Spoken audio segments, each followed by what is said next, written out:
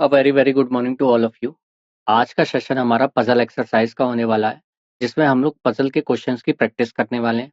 Previous lecture में भी हम लोगों ने पजल के क्वेश्चंस की प्रैक्टिस की थी, तो उसी के अगले पार्ट को आज हम लोग फिर से कंटिन्यू करने वाले हैं।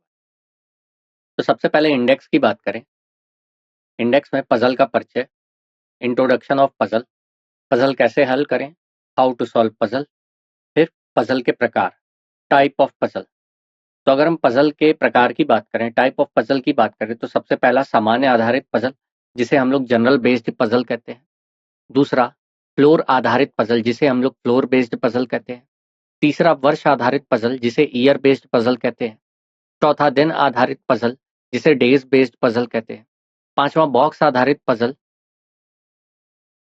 जिसे बॉक्स बेस्ड पजल कहते हैं। छठा दिनांक आधारित पजल के साथ महीने, जिसे month with date based puzzle कहते हैं। सातवां फ्लैट आधारित पजल के साथ फ्लोर, जिसे floor with flat based puzzle कहते हैं।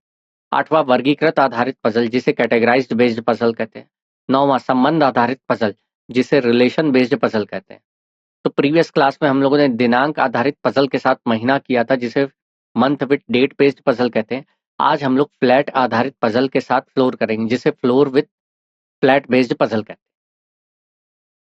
डिस्क्लेमर, अस्वीकरण। हमारे स्लाइड डेक में उपयोग की गई छवियां केवल शैक्षिक उद्देश्य के लिए है। हम इन छवियों के मूल रचनाकारों और मालिकों के बौद्धिक संपदा अधिकारों का सम्मान करते हैं।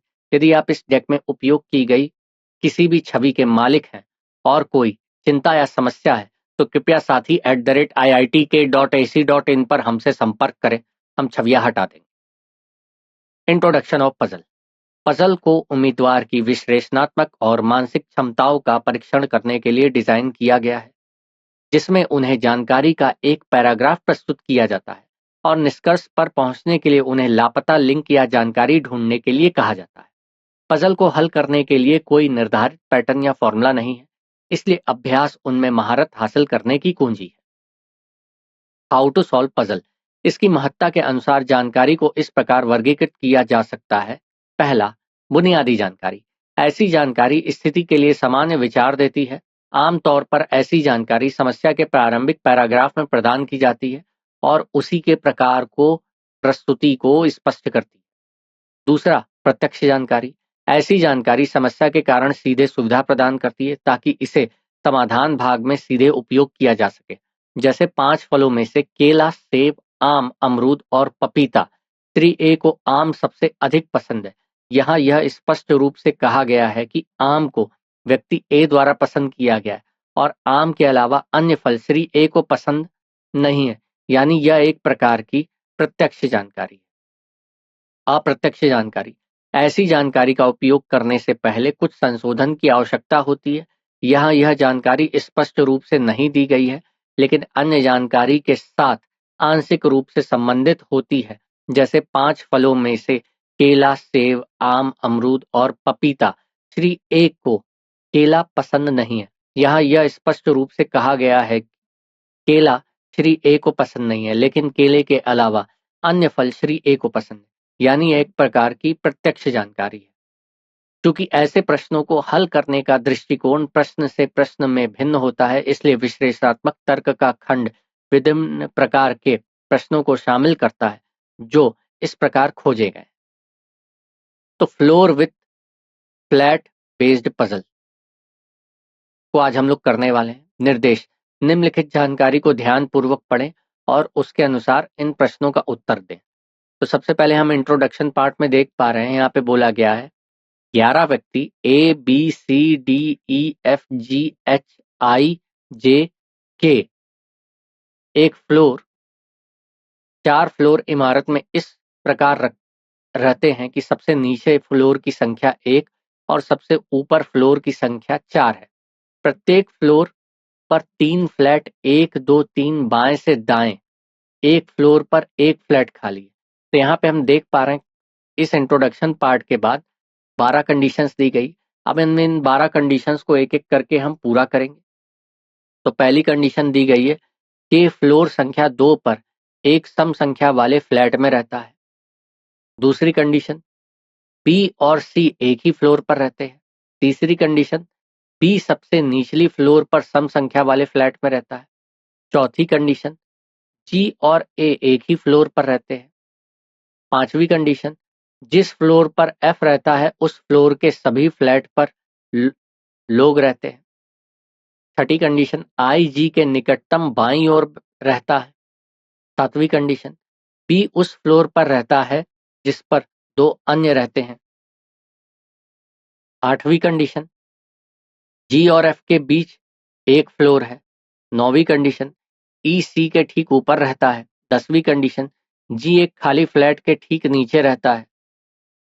11वीं कंडीशन, डी जे के ऊपर कहीं रहता है और उसका फ्लैट नंबर समान है। 12वीं कंडीशन, ए फ्लैट 1 में रहता है। तो हम अपने इस अरेंजमेंट को क्या करेंगे, पूरा करेंगे। तो सबसे पहले हम फ्लोर विथ फ्लैट के टेबल का एक स्ट्रक्चर बनाएंगे जिसमें फ्लोर मेंशन करेंगे और फ्लैट मेंशन करेंगे। फिर स्ट्रक्चर बनाने के बाद ये जो 12 कंडीशंस दी गई, इन 12 कंडीशंस को एक एक करके हम फिल करेंगे और अपने अरेंजमेंट को पूरा करेंगे। फिर इसके बाद हमसे 5 प्रश्न पूछे जाएंगे, उन पांचों प्रश्न का एक एक करके हम हल देंगे। तो सबसे पहले पहली, दूसरी और तीसरी कंडीशन को यहाँ पे पिक किया गया है। तो इस कंडीशन के आधार पे हम अपने अरेंजमेंट को फिल करना शुरू करेंगे। तो जैसा कि हम देख पा रहे हैं यहाँ पे 2 केस बने हैं, केस 1 और केस 2। तो सबसे पहले हम देख पा रहे हैं कि फ्लोर फ्लोर के नीचे हम देख पा रहे हैं कि सबसे ग्राउंड फ्लोर पे 1 है, फिर उसके ऊपर 2 है, फिर उसके ऊपर 3 है, फिर उसके ऊपर 4 है।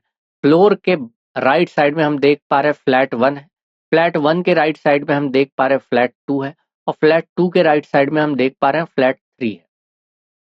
उसी तरह सेम केस 2 में भी इसी स्ट्रक्चर को मेंशन किया गया। तो सबसे पहली कंडीशन है कि फ्लोर संख्या 2 पर एक सम संख्या वाले फ्लैट में रहता है। के फ्लोर संख्या 2, तो फ्लोर संख्या ये हो गई, फ्लोर 2 हो गई, और सम संख्या वाले फ्लैट, तो सम संख्या फ्लैट 2, तो के की पोजीशन यहाँ पे फिक्स हो गई। के फ्लोर नंबर 2 और फ्लैट नंबर 2 पे रहता है। के फ्लोर नंबर 2 और फ्लैट नंबर 2 पे रहता है।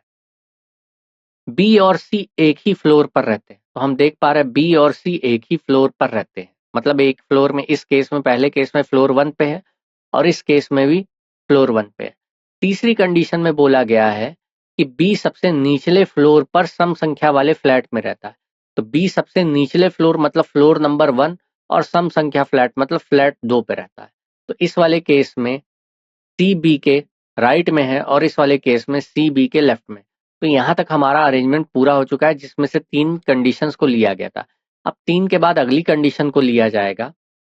अगली कंडीशन में हम देख पा रहे हैं चौथी कंडीशन, छठी कंडीशन, सातवीं कंडीशन और 12वीं कंडीशन को पिक किया गया। अब इन कंडीशन के आधार पर हम आगे के अपने अरेंजमेंट को पूरा करेंगे। चौथी कंडीशन में बोला गया है जी और ए एक ही फ्लोर पर रहते हैं। तो जैसा कि हम देख पा रहे हैं तीसरे फ्लोर पर जी और ए एक ही साथ रह रहे हैं। इस केस में भी जी और ए एक ही फ्लोर पर रह रहे हैं। फिर उसके बाद छठी कंडीशन, आई जी के निकटतम बाई ओर रहता है। तो यहाँ पे हम देख पा रहे हैं आई जो है जी के निकटतम बाई ओर रहता है। आई जी के निकटतम बाई ओर रहता है दूसरे केस में भी।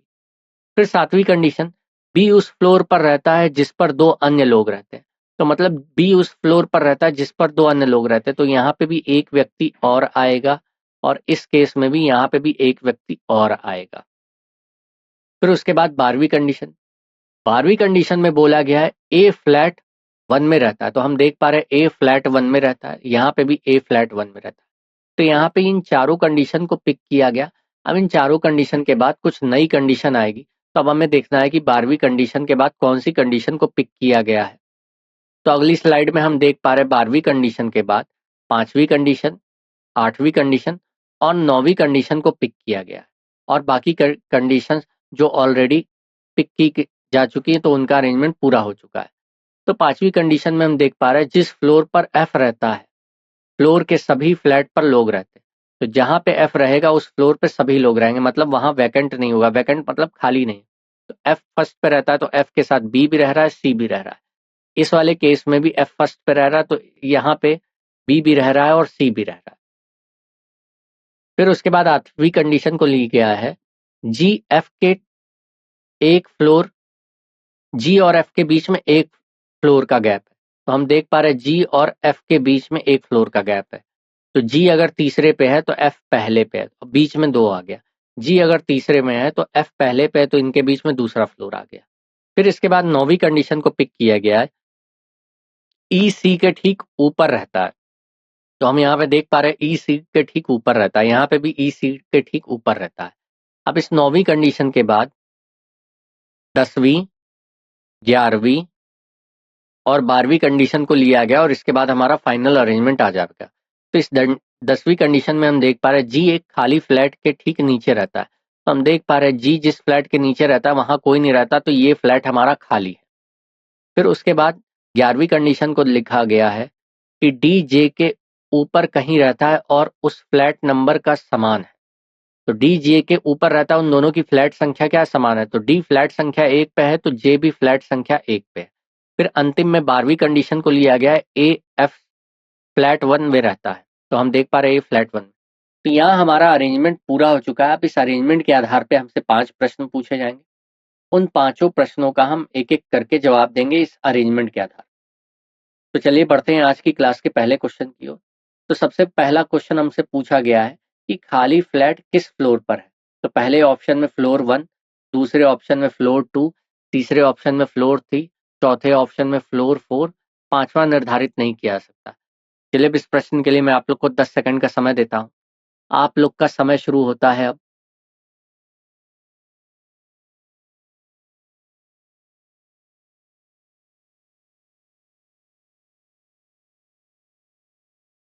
तो चलिए समय समाप्त हो चुका है।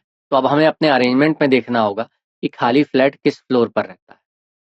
तो हम देख पा रहे हैं खाली फ्लैट फ्लोर नंबर 4 पर रहता है। तो इस प्रश्न का जो सही विकल्प होगा वो विकल्प 4 होगा। तो खाली फ्लैट कौन सा है, फ्लोर नंबर 4 पे। चलिए बढ़ते हैं अगले प्रश्न की ओर। अगले प्रश्न में पूछा गया है कि के साथ एक ही फ्लोर पर कौन रहता है। तो पहला विकल्प केवल एफ, दूसरा विकल्प एफ और बी दोनों, तीसरा विकल्प जे और ई दोनों, चौथा विकल्प केवल ई, पांचवा दिए गए विकल्पों में से कोई नहीं। तो चलिए अब इस प्रश्न के लिए मैं आप लोग को 10 सेकंड का समय देता हूं। आप लोग का समय शुरू होता है अब।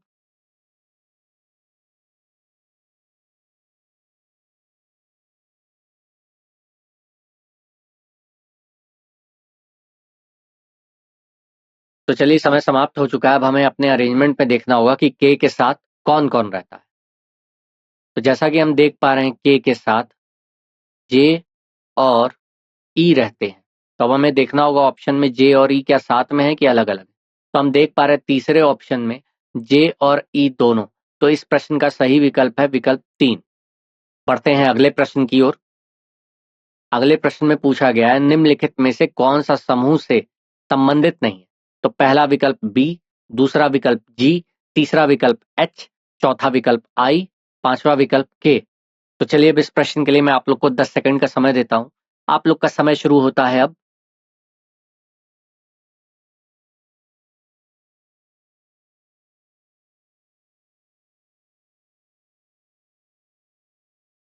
तो चलिए समय समाप्त होता है।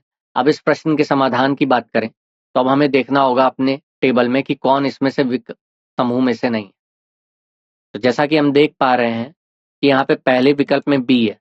तो बी हमारा फ्लैट 2 पे है, जी हमारा फ्लैट 3 पे है, एच हमारा फ्लैट 3 पे है, आई हमारा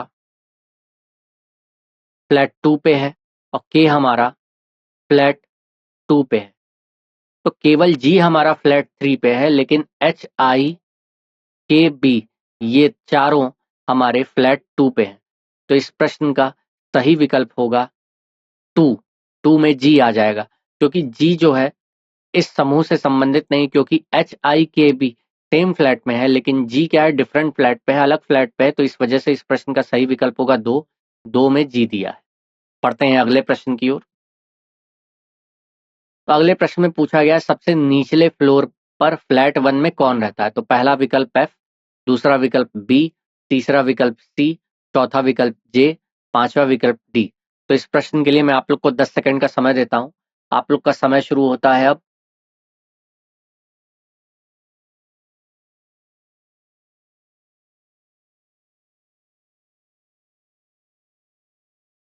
तो चलिए समय समाप्त होता है। अब इस प्रश्न के समाधान की बात करते हैं। तो अब हमें देखना होगा फ्लोर, सबसे निचले वाले फ्लोर और फ्लैट वन में कौन रहता है। तो सबसे निचले वाले फ्लोर और फ्लैट वन में हम देख पा रहे हैं यहाँ पे एफ रहता है। तो एफ हमारा पहले वाले विकल्प में है, तो इस प्रश्न का सही विकल्प हुआ विकल्प 1। अगला प्रश्न, खाली फ्लैट के बगल में कौन रहता है। तो पहला विकल्प है डी, दूसरा विकल्प है ई, तीसरा विकल्प है एफ, चौथा विकल्प है जी, पांचवा विकल्प है एच। तो चलिए अब इस प्रश्न के लिए मैं आप लोग को 10 सेकंड का समय देता हूं। आप लोग का समय शुरू होता है अब।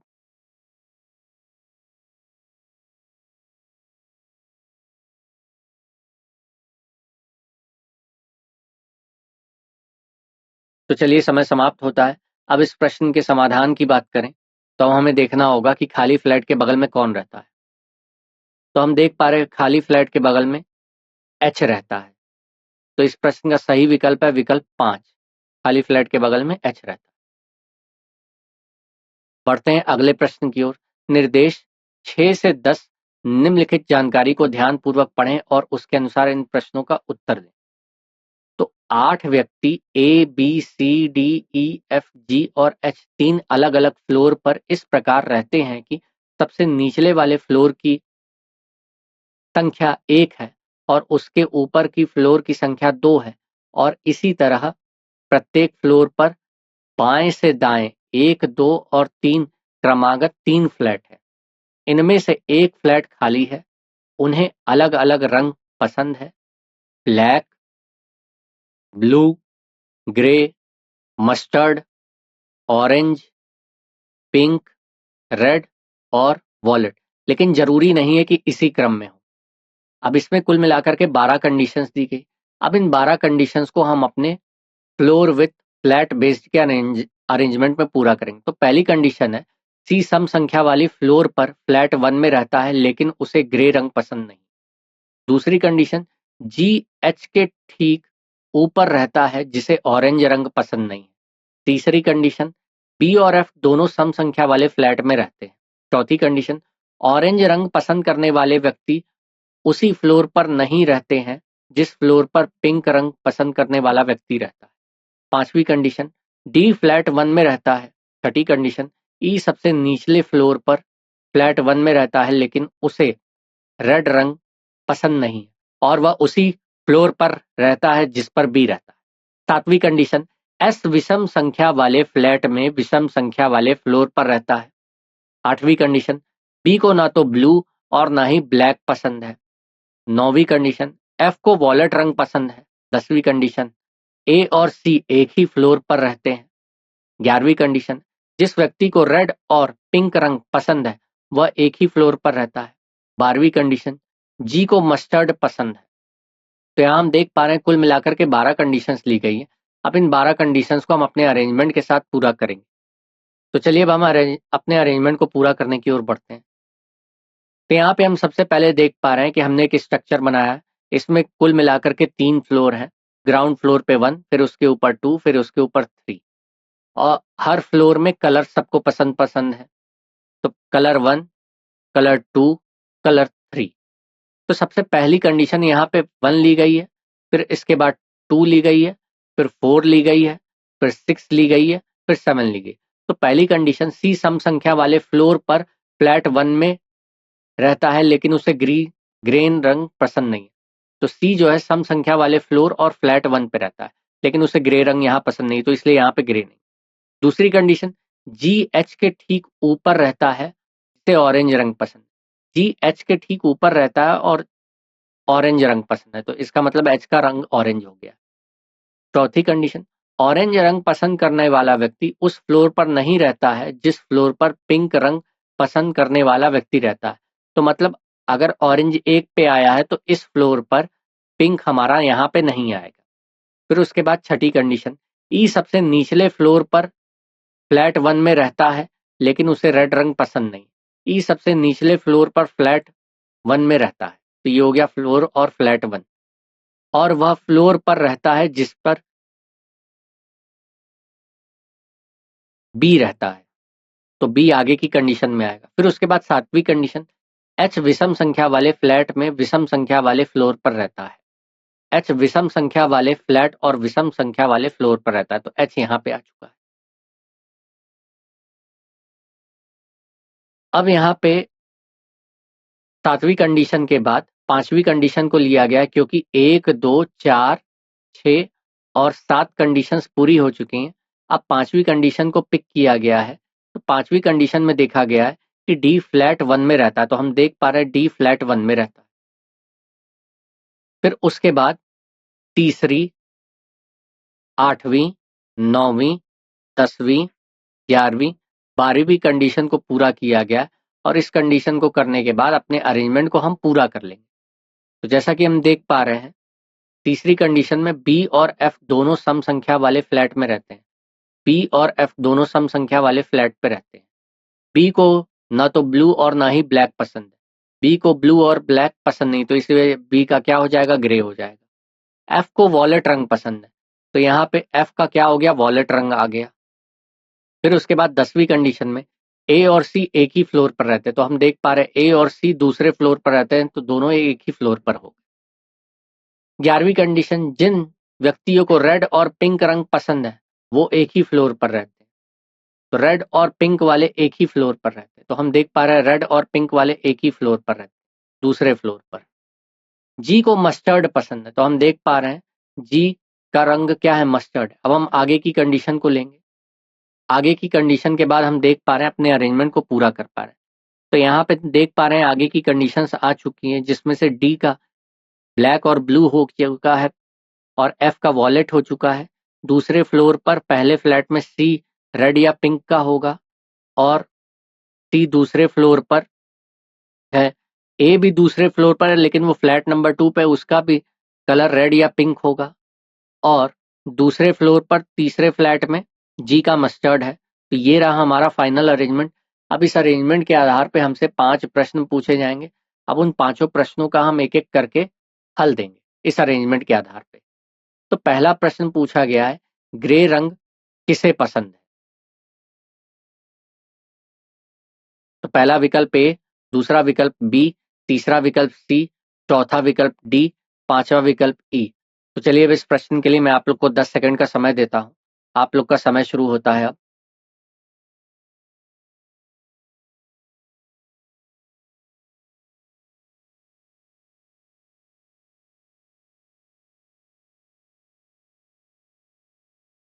तो चलिए समय समाप्त हो चुका है। अब इस प्रश्न के समाधान की बात करें, ग्रे रंग किसे पसंद है? तो हम जैसा कि टेबल में देख पा रहे हैं, ग्रे रंग बी को पसंद है, तो इस प्रश्न का सही विकल्प है विकल्प 2। बढ़ते हैं अगले प्रश्न की ओर। अगले प्रश्न में पूछा गया है, खाली फ्लैट के बगल में कौन रहता है? तो पहला विकल्प डी, दूसरा विकल्प ई, तीसरा विकल्प एफ, चौथा विकल्प एच, पांचवा विकल्प जी। तो चलिए अब इस प्रश्न के लिए मैं आप लोग को 10 सेकंड का समय देता हूं। आप लोग का समय शुरू होता है अब।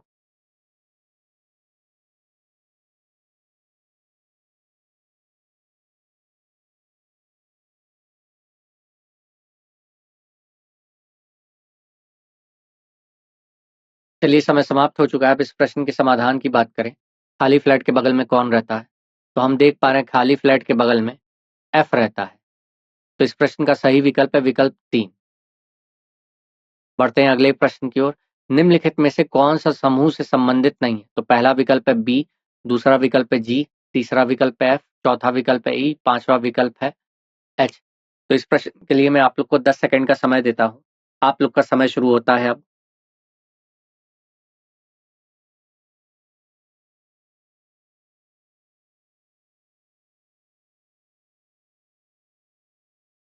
तो चलिए समय समाप्त हो चुका है। अब इस प्रश्न के समाधान की बात करते हैं। तो अब हमें टेबल में देखना होगा कि कौन इस समूह में से नहीं है।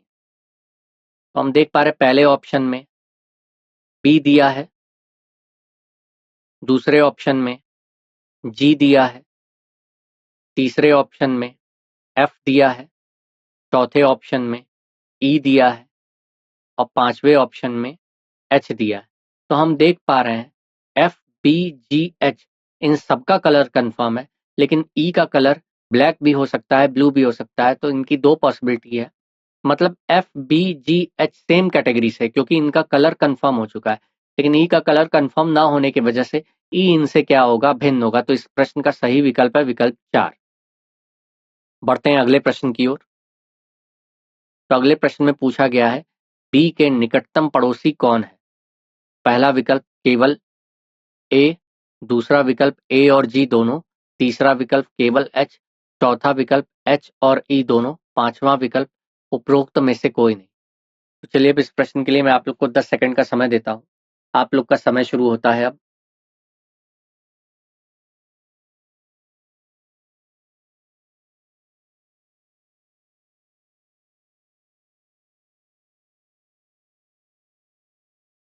चलिए समय समाप्त हो चुका है। अब इस प्रश्न के समाधान की बात करें तो अब हमें विकल्प को देखते हुए अपने टेबल में देखना होगा कि बी का निकटतम पड़ोसी कौन है। तो हम देख पा रहे हैं बी का निकटतम पड़ोसी ई और एच है। ई और एच या ई बोलें या एच बोलें। तो चौथे विकल्प में हम देख पा रहे हैं एच और ई है। तो इस प्रश्न का सही विकल्प है विकल्प 4। बढ़ते हैं अगले प्रश्न की ओर। तो अगले प्रश्न में पूछा गया है, डी को कौन सा रंग पसंद है? तो पहला है विकल्प ब्लू, दूसरा है वॉलेट, तीसरा है ब्लैक, चौथा है ग्रे, पांचवा तय नहीं किया जा सकता। तो चलिए अब इस प्रश्न के लिए मैं आप लोग को 10 सेकंड का समय देता हूं। आप लोग का समय शुरू होता है अब।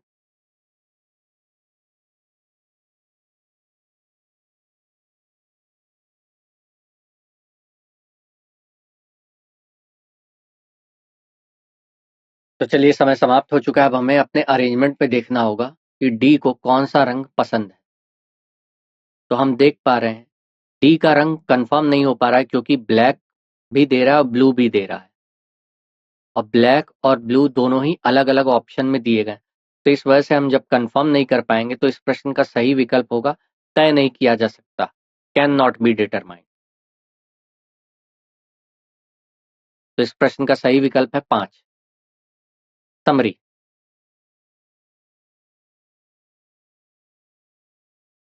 परिभाषा। विश्लेषणात्मक पहेलियां तर्क आधारित समस्याएं होती हैं जिन्हें हल करने के लिए महत्वपूर्ण सोच और तर्क कौशल की आवश्यकता होती है। उद्देश्य: समस्या समाधान क्षमताओं, तार्किक तर्क और विश्लेषणात्मक सोच का आकलन करना। आमतौर पर प्रतियोगी परीक्षाओं, साक्षात्कारों और संज्ञानात्मक आकलनों में उपयोग किया जाता है। पहेलियों के प्रकार: तर्क ग्रिड पहेलियां, दिए गए संकेतों के आधार पर वस्तुओं का मिलान करना, जैसे लोग और उनके पसंदीदा रंग। पहेलियां: छोटी पहेलियां या प्रश्न जो पार्श्व सोच की आवश्यकता होती हैं।